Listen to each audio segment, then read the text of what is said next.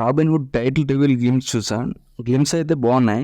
ఇప్పుడైతే ఇందులో కొన్ని మైక్రో డీటెయిల్స్ గురించి మాట్లాడుకుందాం. షార్ట్ ఓపెన్ చేసిన వెంటనే మీకు ఇది కనిపిస్తుంది. ఇందులో మీరు సరిగ్గా చూస్తే ఇన్విజిబుల్ అనే పదం ఉంటుంది. అంటే అర్థం ఏంటంటే ఇక్కడ హీరో ఎవరికి కనిపించకుండా ఉంటాడు అనేది సింబాలిక్ గా చెప్పారనుకుంటా. నెక్స్ట్ షాట్ లోకి వెళ్తే shocking as a live more అని రాసి ఉంటుంది. అలాగే నెక్స్ట్ షాట్ లోకి వెళ్తే slit hero as a water అని ఉంటుంది. ఫస్ట్ షాట్ ని వదిలేసి సెకండ్ 2 షాట్ ని గమనిస్తే ఆ 2 షాట్స్ కూడా ఈ టనల్ లోనివే. ఈ టనల్ నుండి హీరో బైక్ వేసుకుని వస్తాడు. తర్వాత ఆ డబ్బు గురించి ఒక డైలాగ్ ఉంటుంది.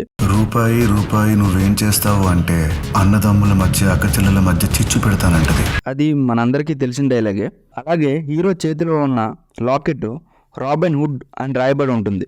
హీరో నితిన్ అయితే క్రిస్మస్ తాత గెటప్ లో ఉంటాడు. అప్పుడే దొంగతనం చేసి ఫ్రెష్ గా వచ్చినట్టు ఉన్నాడు. ఈ షాట్ చూస్తే బండి బ్యాక్ నేమ్ ప్లేట్ మీద I'm aware that I'm rare అని రాసి ఉంటుంది. నేను చాలా అరుదు అని నాకు తెలుసు అని దాని అర్థం. అయితే హీరో నిచ్చెన పట్టుకొని ఒక ట్యాంక్ ఎక్కుతూ ఉంటాడు. ఆ ట్యాంక్ ని మనకి ఫస్ట్ షాట్ లోనే చూపిస్తారు. అదే ఇక్కడ ఇన్విజిబుల్ అని రాసింది కదా, అదే ఈ ట్యాంక్. అయితే ఆ డబ్బంతా నితిన్ కోసం అయితే కాదు. ఆ డబ్బంతా అతని కోసం కాదని మీకు ఎలా తెలిసిపోయా అని మీరంటే, రాబిన్హుడ్ అంటే ఏంటంటే ధనవంతుల నుంచి దొంగిలించిన ధనాన్ని పేదలకు పంచే ఒక వ్యక్తి. అవసరం కొద్దీ వాళ్ళ జేబుల్లో చేతులు పెడితే ఫ్యామిలీ మెంబర్ నన్ను చూడకుండా నా మీద కేసులు పెడుతున్నారు. ఇతను చట్టరీత్యా నేరమైనా సరే మంచి మనసున్న వ్యక్తి అని చెప్పవచ్చు. అదేంటది దొంగతనం చేసినప్పుడు మంచి వ్యక్తి అని నువ్వు ఎలా అంటున్నావు? బికాజ్ దొంగతనం చేసేది అతని కోసం కాదు.